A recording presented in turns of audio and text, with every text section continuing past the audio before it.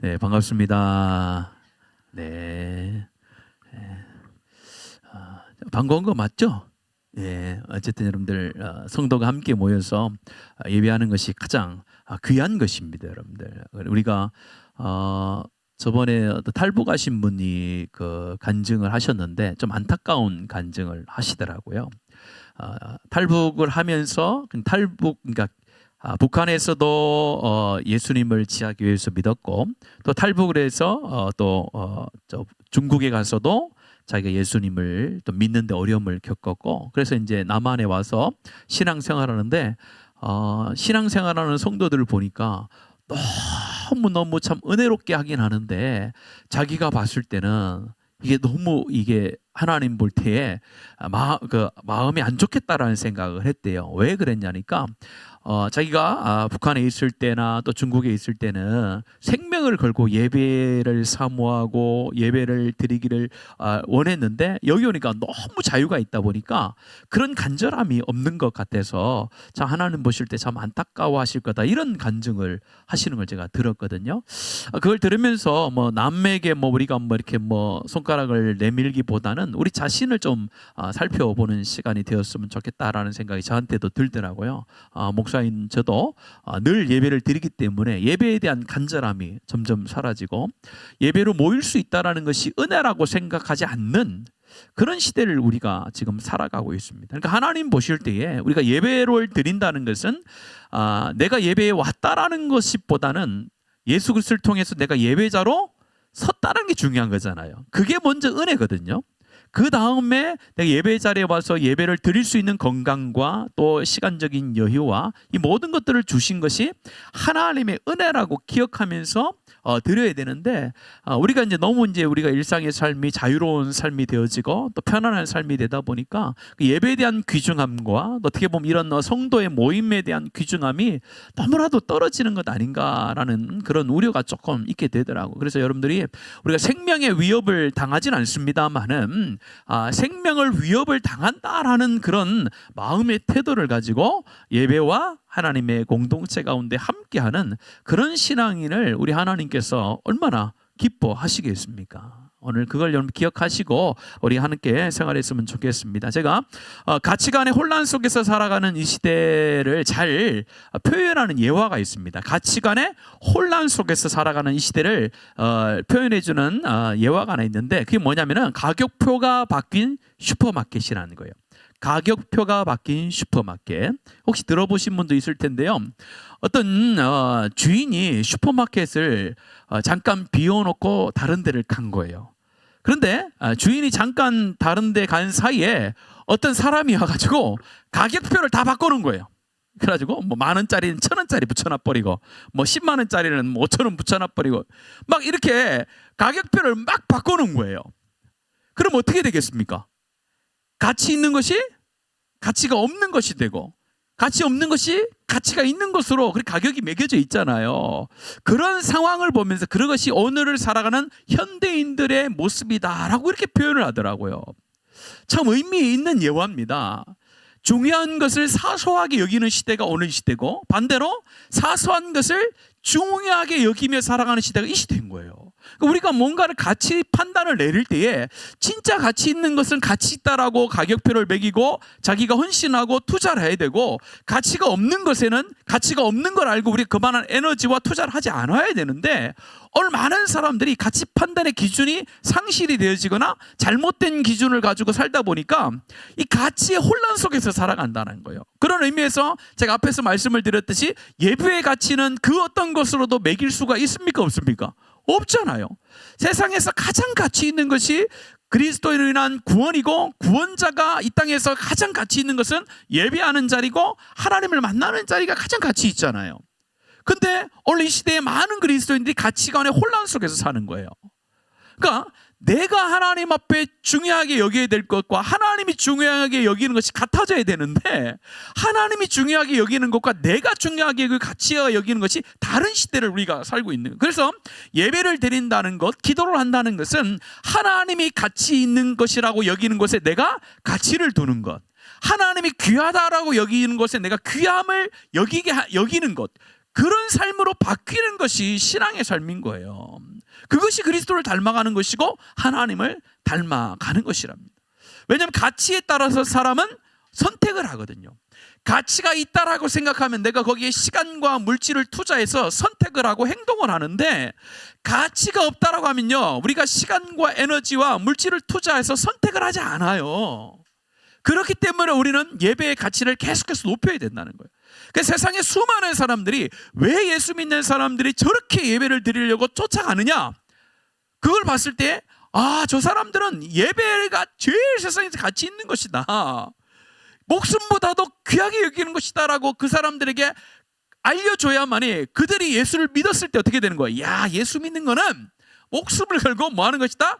하나님을 만나는 것이고 예배하는 것이라는 걸 알 텐데, 교회 왔어요. 교회 왔는데 가치가 혼란스러운 거예요. 구원이 중요하고 은혜가 중요하다 하는데 사람들을 보니까 그렇지 않 사는 거예요. 그럼 자기도 그렇게 안 살아도 되는구나, 가치가 혼란이 생겨버려요. 그래서 오늘 그 가치관의 혼란 속에서 잘못된 선택을 한 부자 청년이 오늘 성경에 기록되어져 있습니다. 오늘 말씀에 보면은 예수님께서 길을 가실 때에 한 사람이 나타났다. 17절입니다. 같이 한번 읽습니다. 시작. 예수께서 한 사람이 달려와서 꿇어앉아 묻자오되, 선한 선생님이여, 내가 무엇을 하여야 영생을 얻으리이까? 오늘 예수님께서 길에 나가실세라고 하면서, 여러분들 좀 눈치가 빠르신 분들, 성경을 보신 분들 알 텐데, 지금 예수님께서 계속해서 말씀하시고 있는 그 말씀하는 장소가 어디냐면요, 길을 가다가 라는 표현을 자꾸 쓰고 있어요. 이것은 신학자들은 제자도에 대한 가르침이다 이렇게 표현해요. 예수님께서 길을 가시면서 가르치는 그 길이라는 그 단어의 의미 속에는 예수님께서 제자로서 살아가는 제자도를 가르치는 말씀이다라는 것이 전제되어져 있다라는 것을 말합니다. 그러니까 오늘도 제자도에 대한 거예요. 믿지 않는 사람들한테 말씀을 하는 것이 아니라 제자도, 제자, 그리스도인의 제자, 그리스도를 닮아가는 자로 살아가는 자 가운데 필요한 선택의 기준이 뭐냐를 가르쳐 주는 거예요. 여러 가지가 있을 수 있습니다만 오늘은 두 가지만 말씀을 드리려고 합니다. 오늘 말씀에 나오는 한 사람이 달려와 꿇어앉아 묻자오되라고 했을 때 이 한 사람이라는 것은 마태복음과 누가복음에도 나오거든요. 마태복음에는 청년이라는 표현을 쓰고 있고 누가복음에는 관원이라는 표현을 쓰고 있어요. 이 세 복음서의 내용을 종합해 보면은 청년이면서 관원이면서 부자였다라는 거예요. 오늘날로 말하면은 완전히 금수저 아닙니까? 생각해 보세요. 청년이에요. 청년인데 그냥 일반 청년이 아니에요. 뭐가 많아요? 돈이 많아요. 돈이 많은데 돈이 많은 것만이 아니라 무슨 뭐도 있어요? 관직도 있어요. 오늘날로 말하면 최고의 신랑감이든 최고의 금수저에 타고났겠죠. 무엇 때문에 어떤 걸로 그렇게 됐는지 몰라요. 그러나 어쨌든 성경은 그렇게 표현하고 있단 말이에요. 그런데 그 사람이 열정도 있고 겸손도 있고 존경심도 있고 영상에 대한 관심도 있어요. 얼마나 좋습니까? 자기 혼자 잘 먹고 잘 사는 사람이 아니라 열정도 있고 겸손도 있고 존경심도 있고 또 영상에 대한 관심도 있다라는 것을 오늘 성경이 다 보여주고 있어요. 그러면서 와서 물어보는 거예요. 뭐라고 얘기합니까? 한 가지를 물어보는데 선생님이 내가 무엇을 해야 영생을 얻겠습니까? 이렇게 얼마나 좋아요. 우리로 말하면은 어떤 청년이 부자 청년이 관공서에서 높은 위치에 있는 사람이 와가지고 여러분 집사님 어떻게 하면은 내가 구원을 얻을 수 있습니까? 그럼 교회 오세요. 웅천교회로 오세요. 딱 얘기하면 되잖아요. 내가 전도한 것도 아니고 본인이 와가지고 어떻게 하면 영생을 얻으리까? 여러분들 땅에 엎드려 딱 꿇어서 예수님께 이렇게 부탁하는 사람이 성경에 흔치 않습니다. 성경에 꿇어 엎드려서 그냥 무릎을 꿇고 와서 예수님 선한 사람이요 내가 어떻게 하면 영생을 얻으리까 라고 이야기했던 사람이 없다니까요. 이 부자 청년이 굉장한 영생에 대해서 관심이 많았어요. 그런데 그 말을 듣고 예수님께서 뭐라고 말씀하십니까? 같이 한번 읽겠습니다. 18절입니다. 시작. 예수께서 이르시되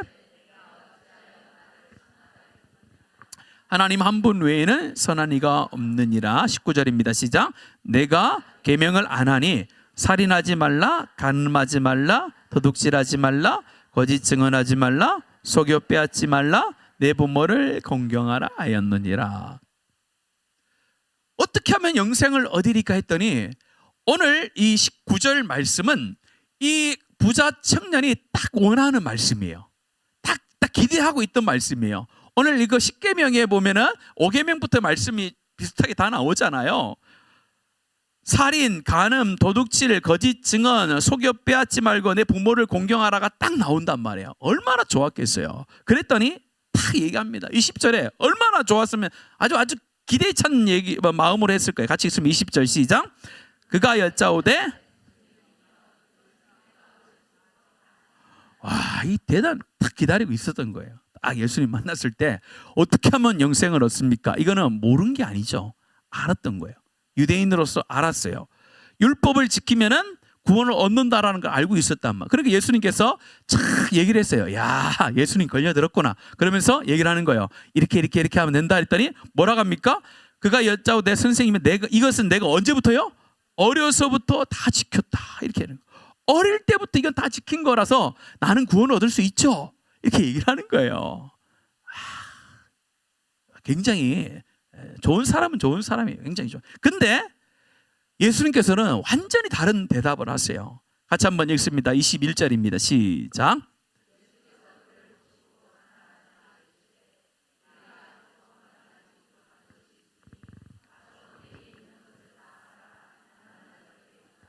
그리하면 하늘에서 보화가 내게 있으리라. 그리고 와서 나를 따르라 하시니. 예수님께서는 그 부자 청년의 그 마음, 또 어떤 의도에서 이런 질문을 하고 있는지를 다 알고 계세요. 알고 있으면서 비난하진 않으셨어요. 그렇게 사는 것이 잘못된 건 아닌데 모르고 있었기 때문에 사랑하사라는 표현을 쓰잖아요. 사랑하사 이야기하기를 네가 참 율법을 잘 지키는 삶을 산 것을 내가 안다. 그런데 딱 한 가지 부족한 게 있는데 그것을 뭐라는 거예요? 네가 있는 것을 다 팔아 가난한 자들에게 주라. 이렇게 얘기를 하는 거예요. 자, 그래서 이제 뒤를 돌아보면 됩니다. 뒤를 돌아가서 이제 이렇게 얘기하는 거예요. 자, 여기에서 내가 율법을 다 지켰다라는 이 말 속에 내포되어져 있는 이 부자 청년의 내면의 마음, 내면의 그 상태는 어떤 상태냐면요, 이렇게 표현하는 거예요. 제가 한번 표현을 드릴게요. 나는 지금까지 누구에게도 손해를 끼치거나 상처를 준 일이 없습니다. 마음에서 나오는 사랑으로 지킨 것은 아니라 하나님의 계명이기 때문에 의무적으로 지켰습니다 라는 표현이에요. 이거는 내가 어릴 때부터 율법을 지켰다라는 것은 무엇이냐면요, 내가 율법을 지켜야 내가 구원을 얻는다는 것을 들었는데 나는 그 율법을 잘 지켰다는 거예요. 율법으로 잘 지켰다는 거예요. 근데 율법을 잘 지킬 수 있는 그 사람의 상황이 있었다는 거예요. 그것은 남에게 피해를 주거나 남의 물건을 훔치거나 남에게 상해를 입히지 않고도 얼마든지 이런 일을 순종하면서 살아갈 수 있는 환경이 다 돼 있었던 거예요. 자기의 삶 가운데는. 그러니까 굳이 오늘 19절에서 얘기하자 살인할 의미가 없었어요. 살인을 하지 않아도 되고 또 간음할 필요도 없었고 도둑질할 필요 없어서 거짓 증언이나 속여 빼앗거나 부모를 공경하지 않을 이유가 자기는 없었다는 거예요. 그런 상황이 자기한테 닥치지 않았어요. 그래서 너무 쉽게 이것을 어릴 때부터 지킬 수가 있었다는 거예요. 문제는 뭐냐? 거기 안에 무엇이 빠졌다는 거예요? 사랑. 시작. 뭐예요? 사랑이 빠졌다는 거예요. 예수님께서 율법을 지키는 것으로 네가 구원을 얻을 수 있는 것이 아니라 그 율법을 지키는데 왜 지키느냐가 중요한 거다. 그래서 말씀하잖아요. 요한복음 13장 34절 같이 읽습니다. 요한복음 13장 44절입니다. 시작. 새 계명을 너희에게 주노니 내가 너희를 사랑한 것 같이. 그렇죠. 율법의 강령은 이것이니 첫째는 누구를 사랑하라? 하나님을 사랑하고 두 번째는 누구요? 이웃을 내 몸과 같이 사랑하라. 율법의 강령, 율법을 두 개로 합치면은 이 두 가지가 필요한데 하나님을 사랑하는 것과 이웃을 사랑하는 건데 네가 지금 율법을 잘 지켰다고 하는데 그 지키는 행위 안에 뭐가 빠진 거예요? 하나님을 사랑하는 것과 이웃을 사랑하는 것이 빠져 있다는 거예요. 근데 왜 이 부자 청년을 향하여서 하나님을 사랑하라고는 얘기하지 않나요? 하나님을 사랑하는 것은 눈에 보이지 않아요. 네 하나님의 사랑은 네 하나님을 사랑해야 되고 이웃을 사랑해야 된다 이렇게 얘기하지 않고 하나님의 사랑하는 것은 증명이 될 수가 없는 거예요. 지금 눈으로 볼 수 없기 때문에 지금 하나님을 사랑하는 표현인 이웃을 사랑할 수 있느냐? 그 중에서도 무엇보다요? 자기가 가지고 있는 율법을 지키는 행위보다 그 안에 있는 사랑으로 네가 이웃을 사랑할 수 있느냐, 그거를 물어보는 것입니다. 우리가 고린도전서 13장 2절 3절 뿐만 아니라 다 중요하지만요, 고린도전서에 보면은 사랑이 없으면 내가 아무것도 아니요 내게 아무 유익이 없다라고 해놓고, 어쨌든 예수 그리스도가 이 땅에 오셔서 율법사들 또 서기관들 또 바리새인들을 향하여서 가장 질책했던 게 뭐냐면은, 율법은 지키고 있는데 그 안에 뭐가 빠진 거예요? 그리스도를 향한 사랑, 하나님을 향한 사랑이 빠져 있는 겉모습만 있었던 거예요. 그러니까 이 부자 청년도 가지고 있었던 건 뭐밖에 없었다고요? 겉모습밖에 없었던 거예요. 실제로는 하나님을 사랑함으로 이 율법을 지킨 게 아니라는 거예요. 오늘 이 말씀을 통해서 우리가 깨달아야 될 것은, 바로 율법보다 더 중요한 것은 그 안에 하나님의 사랑이 있는가가 굉장히 중요해요. 자, 선택의 의미에서 그러면요, 율법보다 더 귀한 사랑을 선택을 해야 된다는 거예요. 우리가 살아갈 때에 율법적인 행위를 우리가 드러내길 원하지만, 실질적으로 하나님께서는 그 율법의 행위 가운데 하나님을 사랑하는 마음으로 하느냐가 있느냐 없느냐가 훨씬 더 중요한 겁니다. 제자의 길, 제자도에 있어서 중요한 것은 뭐냐? 사랑이라는 것을 말하는 거예요. 아무리 너희가 겉으로 보기에는 사랑하는 모습으로, 아니면은 네가 율법을 지키고 말씀을 지키는 것처럼 보이지만은, 네가 네 자신을 알듯이 뭐요? 네가 가지고 있는 것, 무엇보다, 돈보다, 물질보다 하나님을 사랑을 더 있어야 되는데 그렇지 않다는 거예요. 그래서 제자의 삶을 살지 못했던 것이 부자 청년이었어요. 여러분, 계시록 2장 1절에서 4절 말씀해 보면 에베소 교회를 향하여 하나님이 질책하는 장면이 나옵니다. 우리 좀 길지만 같이 읽습니다. 시작.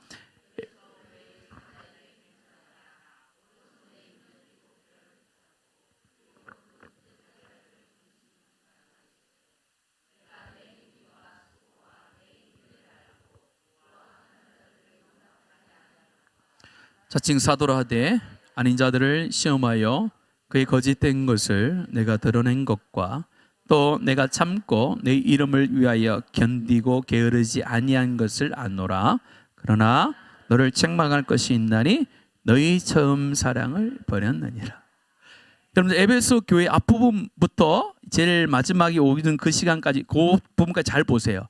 얼마나 지혜롭고 날카롭게 그들이 신앙생활을 했는지 모릅니다.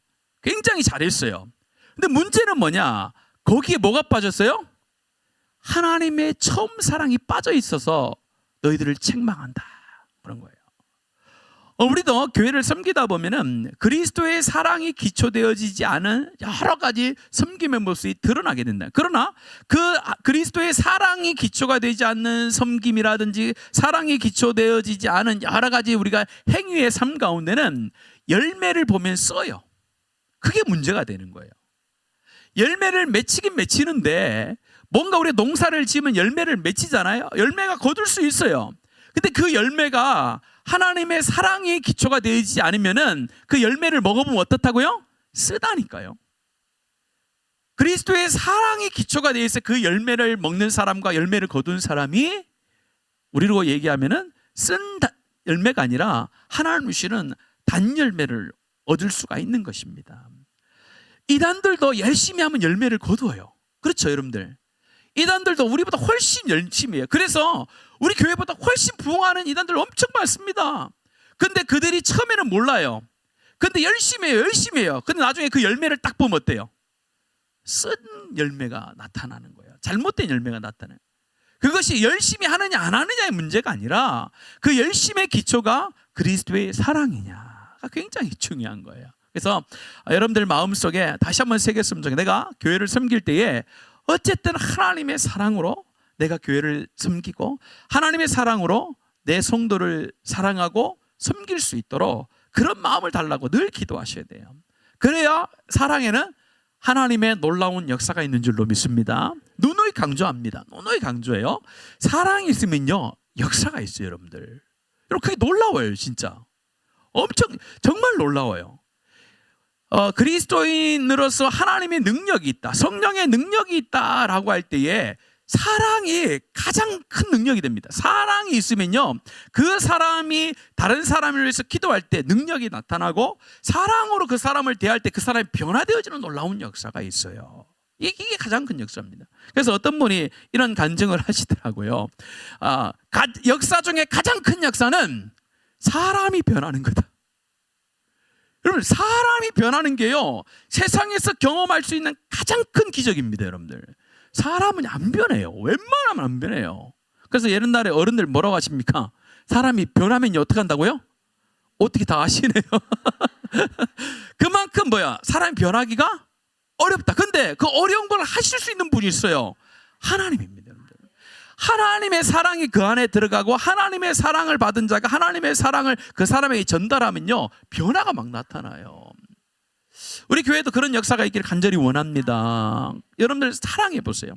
정말 그 영혼을 사랑하면요, 그 영혼에 놀라운 기적이 있어요. 여러분들, 사랑하는 마음으로 기도해 보세요. 여러분들, 그러면요 반드시 역사는 나타나게 돼 있어요. 여러분들, 그 사랑이 없으면요 아무것도 아닙니다. 울리는 꽹과리 아무것도 아닌 거예요. 그래서 여러분, 사랑하는 마음이 내 안에 있을 수 있도록 누구에게 충고를 한마디 하고 위로를 할 때도 그냥 이야기하는 것이 아니라 정말 그리스도의 사랑으로 그 사람을 사랑하면서 이야기하면요, 그것이 충고가 됐던, 그것이 권고의 말이 됐던, 칭찬의 말이 됐던 그 사람에게 아름다운 열매로 맺혀지는 귀한 말이 될 줄로 믿습니다. 두 번째는요, 이 친구가 뭘 잘못 선택해서 제자가 되지 못했냐라고 했을 때에, 같이 계속합니다만 어떻게 재물을 모았는지 성경에 기록되지 않았어요. 젊은 나이에 관원도 되고 또 젊은 나이에 부자가 되어지는 여러 방법이 있었지만은, 어떻게 됐는지는 모르지만은 어쨌든 자기가 노력을 해서 얻은 물질이란 말이야. 돈이 많단 말이야. 그래서 예수님께서 가서 내 모든 것을 다 팔아서 가난한 자들에게 주라라고 예수님께서 이야기했을 때는, 이 친구가 지금 이 젊은 날까지 오면서 가장 관심이 있었던 것이 영생도 있지만은 어디에 관심이 있었다는 거예요? 그렇죠, 물질이죠. 영생과 물질에 있어서 이 부자가 선택을 했어야 된다라는 거예요. 두 개를 다 겸하여 섬길 수 없는데 지금 이 친구는 물질을 더 섬기고 있었던 거예요. 그러니까 예수님께서 얘기한 거예요. 굳이 네 있는 거 한 100억 정도 되니까 50억만 팔아서 가난한 사람에게 도와주라 해서 했을 수도 있을 거예요. 근데 왜 예수님께서는 예수님께서 주신 게 아니잖아요. 자기가 열심히 일하든 어떻게 해서 번 돈, 그 물질을 오늘 말씀해 보면은, 내게 있는 것을 뭐 팔아요? 조금 팔아? 중간 팔아? 3분의 2 팔아? 아니죠. 뭐요? 다 팔아는 거예요. 너무 야속한 거 아닙니까? 왜 다 팔라고 해요? 저도 있는 거 다 팔라고 하면 쉽지 않을 것 같은데, 이거는 좀 놔둬야 되는 거 아닌가요? 근데 예수님께서 이걸 의도적으로 하셨다는 거죠. 이 친구가 이 물질의 모든 관심과 목적과 선택의 모든 기준점을 가지고 있기 때문에 예수님께서 한번 물어본 거예요. 제자의 길은 선택해야 된다. 선택해야 되는데 네 있는 거 다 팔아서 가난한 사람에게 주라. 그런데 제자가 22절, 그 청년이 뭐라고 합니까? 22절입니다. 시작. 그 사람은 재물이 많은 거로 이 말씀으로 인하여 아니라 재물이 많다라는 것과 또 두 번째는 슬픈 기색을 띠고 세 번째는 근신하며 갔다, 이렇게 표현하고 있는 거예요. 선택에 있어서 뭘 선택한 거예요? 그렇죠. 오늘 21절에 말하는 것은 다 팔아 가난한 사람에게 주라는 것은 조금 더 우리 설교적으로 표현하면은 물질보다 뭘 선택하라는 거예요? 사람을 선택하라는 거예요. 물질보다 사람을 선택할 수 있느냐, 물질보다 사람이 더 가치 있다라고 네가 여길 수 있느냐를 지금 제자로서의 길에 있어서 물어보는 거예요. 오늘 이것은 우리의 삶에도 동일하게 적용되는 겁니다. 우리가 여러 우선순위가 있지만 가장 중요한 것은요, 우리가 사람에게 자꾸 우리가 가치와 중요성을 둬야 되는데, 시대가 악하여지면 악하여질수록 사람에 대한 가치보다 뭐에 대한 가치가 많아져요? 돈에 대한 가치가 많아져요. 그래서 돈을 벌기 위해서 사람의 목숨을 어떻게 해요? 죽이잖아요. 돈을 벌기 위해서 사람을 피폐하게 만드는데 전혀 거리낌이 없는 시대가 되면은 그 시대는 악한 시대가 된 거예요. 그래서 말세가 되어지면 나타나는 현상 중에 사람들이 뭘 사랑하고요? 돈을 사랑하고 이렇게 하잖아요. 말세가 되면은 사람보다 돈이, 사람보다 물질이 가치가 더 있다라고 여겨지는 시대가 된다면 오늘 이 시대인 거예요. 오늘 시대의 제자의 길을, 성도의 길을 가는 사람은 선택을 해야 되는 거예요. 돈이냐 아니면 사람이냐를 선택을 해야 되는 것입니다. 대표적인 사람이 삭개오예요. 여러분 삭개오의 형 잘 알죠? 누가복음 19장 2절에서 9절 말씀에 보면 삭개오의 내용이 나오는데 삭개오가 자기가 지금까지 살면서 가장 중요하게 여겼던 게 뭐예요? 돈이잖아요. 세리장으로서 돈을 모으는 거에 혈안이 돼 있어서 다른 사람에게 피해를 주고 어려움을 주면서까지 자기가 돈을 막 모았단 말이에요. 근데 예수님을 딱 만나서 한 이야기가 뭡니까? 삭개오 서서 주께 여짜오되 주여 보시옵소서 내 소유의 절반을 가난한 자들에게 주겠사오며, 일단 절반을 뗐어요. 다는 아니에요.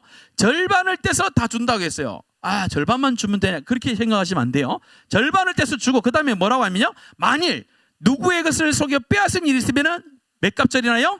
네 갑절이라 갚겠나이다. 아마 속여 빼앗은 사람이 어마어마하게 많기 때문에 네 갑절로 갚았으면 나머지 반도 다 썼을 거야 아마. 그래서 이쪽 반 다 날렸을 거예요. 그런데 중요한 것은 뭐냐, 이런 변화가 누굴 만났을 때 나타났다는 거예요? 예수님을 만났을 때 나타났다. 그 예수님께서 얘기하시잖아요. 예수께서 이르시되 오늘 구원이 이 집에 이르렀느니라. 이 사람도 아브라함의 자손이다, 이렇게 표현을 하잖아요. 이게 제자의 길이라는 거예요. 제자의 길은 물질보다 사람을 더 귀하게 여길 줄 아는 거예요. 그것이 하나님이 원하시는 제자의 삶인 거예요. 오늘 이 시대의 상황은 모든 범죄가 뭐로부터 시작합니까? 돈으로부터 시작합니다. 돈이 사람을 살리기도 하고 죽이는 시대가 되어졌고, 돈으로 사람을 또 살릴 수도 있는 시대, 죽일 수 있는 시대뿐만 아니라 돈 때문에 모든 어려움이 오는 그런 시대로 우리가 살고 있단 말이에요. 그건 부인할 수 없는 시대, 말세의 현상이라는 거예요. 중요한 것은 믿는 우리는 어떻게 살아가야 되냐, 그게 중요한 거잖아요. 세상은 그쪽으로 가고 있어요. 지금 다 가고 있단 말이에요. 지금 부인할 수 없는 거예요. 그러면 믿는 사람 우리는 어떻게 살 거냐, 선택해야 되는 거예요. 그 선택에 있어서 물질보다 뭘 중요하게 여기라고요? 사람을 중요하게 여기라는 거예요. 그래서 제가 모셨던 목사님 중에 늘 얘기하셨어요. 이 목사님, 목사가 되거든 꼭 기억해야 될 게 100가지는 있는데 한 가지 100가지 있는데 그 중에 또 한 가지가 뭐냐, 교회는 돈은 손해를 봐도 사람을 잃으면 안 된다. 그 말은 돈은 잃어도 영혼은 잃으면 안 된다라는 것을 철칙으로 여기라, 이렇게 얘기하시더라고요. 교회가요, 합리적으로 돈의 가치에 따라서 뭔 일을 할 수가 있어요. 그러나 사람을 잃어버리거나 영혼을 잃어버리는 일에 있어서 이 돈이 낭비가 되더라도 그것을 써야 되는 거예요. 그것이 합리적이 아니다 맞다라를 결정하는 것이 교회가 하는 일이 아닌 거예요. 그건 세상이 하는 거죠. 교회는 사람을 잃어버리지 않게 해서 물질도 손해를 볼 줄 알아야 돼요. 그래야 하나님의 복이 있는 줄로 믿습니다. 근데 세상의 법칙이 교회 안에 들어오면 어떻게 됩니까? 사람보다 뭘 중요하게 여겨요? 그렇죠. 돈을 중요하게 여기는 경우가 굉장히 많아요. 그것이 우리가 가지고 있는 악한 본성이에요. 그렇게 하면 안 되는데 알면서도 그쪽으로 자꾸 가거든요. 그래서 우리는 물질의 노예가 아니라 물질을 사용하여 누구를 살려야 됩니까? 사람을 살리고 영혼을 살리는데 사용하는 그런 교회 되어지기를 간절히 원합니다. 그래서 여러분들 두 가지의 원칙을 제가 말씀을 드렸어요. 율법보다, 행함보다 뭐가 중요하던 거예요? 하나님의 사랑, 이웃에 대한 사랑. 그 마음으로 내가 하나님의 말씀을 지켜나가고 교회를 섬길 수 있도록 하는 나를 좀 인도해 주십시오. 항상 기도하시고 항상 기도해요. 왜냐하면 그 사랑 안에 모든 것을 가능케 하는 역사가 있거든요. 두 번째는 뭡니까? 물질보다 뭘 중요하게 여기라고요? 사람을 더 귀하게 여기고 가치 있게 여겨야 교회가 교회다워지고 하나님의 나라가 이루어지는 것입니다. 너무나도 간단한 가치의 원리지만은 참 안 되는 것이 그거예요. 그래서 여러분들 이 두 가지는 잃어버리지 않으셨으면 좋겠어요. 내가 교회를 섬길 때에 여러 가지 기준점이 있고 가치 판단에 여러 가지 기준점 우리가 둘 수 있겠지만은 우리가 뭔가를 선택하고 결정할 때에 하나님의 사랑에서 출발한 것인가, 아니면 이것이 물질보다 사람을 중요시하고 가치 있게 여기며 우리가 행하는 것인가, 그거에 기준점을 두고 그렇지 않으면 우리가 포기할 수 있고 좀 늦출 수도 있고 또 하지 않을 수 있는 그런 은혜가 우리 가운데 있기를 간절히 소원합니다.